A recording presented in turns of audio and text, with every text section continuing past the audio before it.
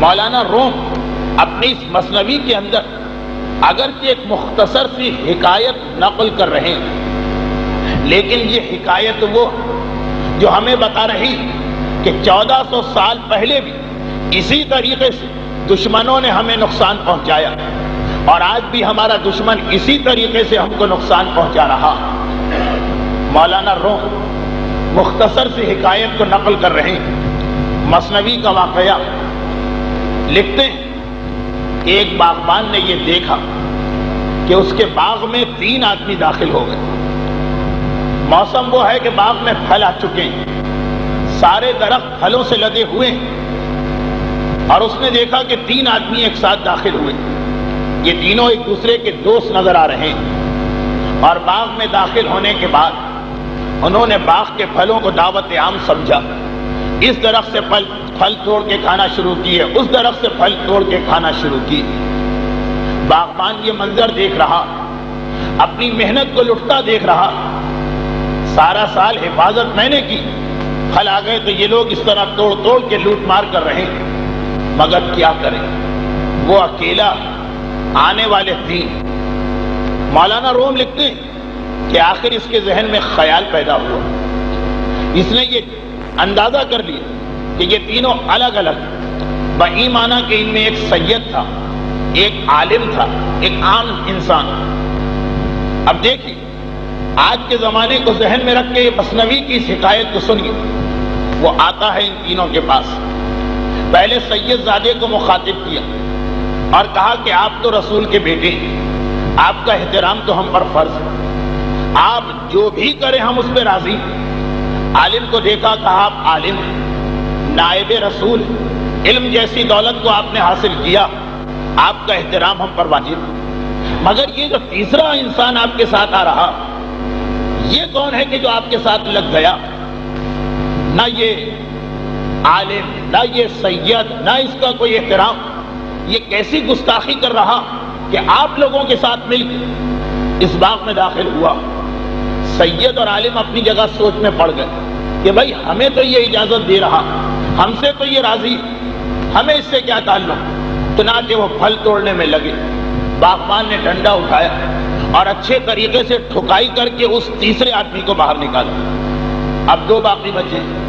مولانا روم لکھتے ہیں کہ یہ باغبان دوبارہ ان کے قریب گیا اور جانے کے بعد سید سے کہا کہ آپ تو وہ ہیں کہ جن کے جد کے لیے کائنات کو بنایا گیا، آپ وہ ہیں کہ جن پہ ہمارا جان، مال، عزت، اولاد سب قربان۔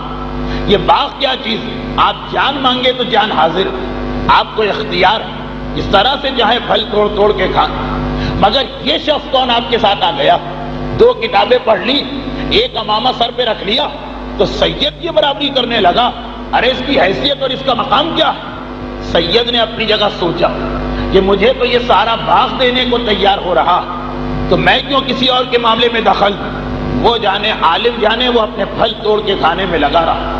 باغبان نے دیکھا کہ ان دونوں کو میں نے الگ کر دیا، چنانچہ اب باری آ گئی عالم، اور ایک مرتبہ اسے بھی مار کے اس باغ سے نکال دیا گیا۔ اور پھر آخر میں جب وہ سید اکیلا باقی بچا، مولانا روم لکھتے اب تو سب سے زیادہ غصہ باغبان کا اسی کے بارے میں تھا۔ ایک مرتبہ پہنچا اس کے قریب اور کہا تم اپنے آپ کو سید کہتے ہو، رسول کا بیٹا کہتے ہو، کیا تمہارے جد نے تمہیں یہی پیغام دیا کہ دوسروں کے مال کو لوٹ لوٹ کے کھاؤ؟ تم سید ہی نہیں ہو، جعلی اور جھوٹے سید، تمہاری پٹائی تو میں سب سے زیادہ کروں گا۔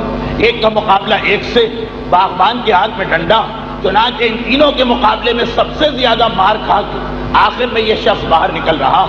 حکایت کو اختتام تک پہنچا کر مولانا روم ایک پیغام دیتے کہ یہ ہمارے دشمنوں کا طریقہ کار ہوتا، وہ ہمارے قریب آتا، وہ دیکھتا ہے کہ ہم سب مسلمان، اب وہ ہمیں فرقوں میں تقسیم کرتا، وہ ہمیں ایک دوسرے سے جدا کرتا، کہتا ہے تم شیعہ ہو وہ سنی، اس کے اوپر کوئی مصیبت آ رہی تم کیوں اس کے معاملے میں دخل دیتے ہو؟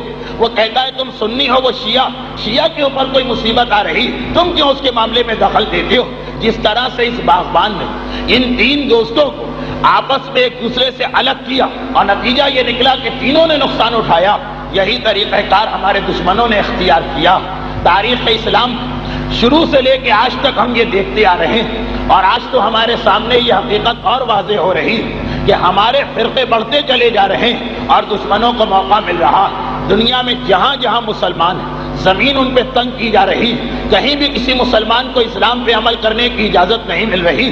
ارے کیا سبب کہ 1 ارب مسلمان اگر چلوؤں میں پانی لے کے ڈالیں تو اسرائیل میں سیلاب آ جائے, ایک یہودی زندہ نہ بچنے پائے, مگر وہ 40-50 لاکھ آبادی کا ملک اور 1 ارب مسلمانوں کے مقابلے میں کھڑا اور پھر بھی زیادہ طاقتور نظر آ رہا, پھر بھی زیادہ کامیاب نظر آ رہا.